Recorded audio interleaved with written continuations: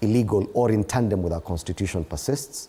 Now we're seeing newer conversations and newer debates coming up.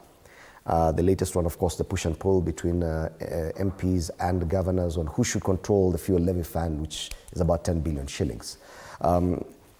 Even the former Prime Minister, Raila Odinga, has made a comment on the same, and he feels that MPs should not ideally be the ones to control CDF.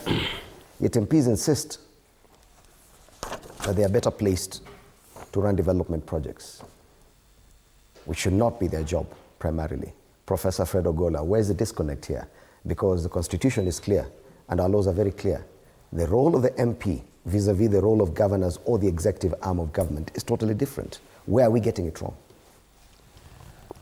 I guess that this debate has been there for a long time. We've done research about it. I want to quote one Honorable Timothy Bosire, who did the research in STARTIMES with me on what we need to do to structure CDF. And it's very clear that there's a conflict of interest. And I'm sure the MP is aware. And they are saying that there's a conflict of interest, but they are saying they can be trusted. Because if you look at how the CDF is performing, it has not been put in a way on which it can be audited, like what's called the PMFA Act. It should be put under Public Finance Management Act. And the MP don't want it to be there as well, because they don't want it to be given the rigor of auditing that goes with it. So as far as I'm concerned, I would agree with Raila Odinga when he says that that is not their role. In fact, it's interesting if some of the beneficiaries of this fund are coming up to say now that it should go back to the national government. Because if you look at the role of the MPs, they have no executive role. The MPs are supposed to be representing the people. They are supposed to legislate and oversight. So these three roles of an MP, unless they want to add executive to it, let us know today. But the Constitution is very clear that they should only legislate, oversight, and represent the people. What are the people saying?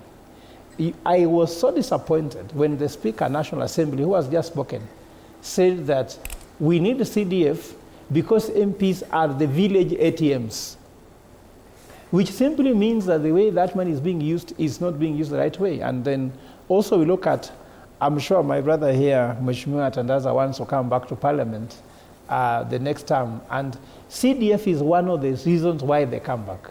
If you go contest against a sitting member of Parliament, and for us, for example, I talk about the new generation aspirants, people who have never been in politics are emerging. Actually, we are meeting on 25th of April at Fufungamano. We are realizing that when an MP is on the ground with the CDF, it doesn't work. We have been seeing, for example, in ODM, whereby the tickets of ODM are given on the week that CDF is released. And those tickets are normally bought.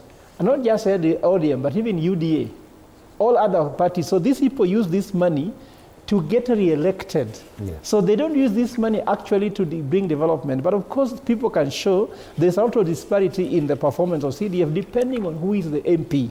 Okay. So why is there no equal performance of CDF? If you go to Kiharu, they are saying they even have tiles on the classroom.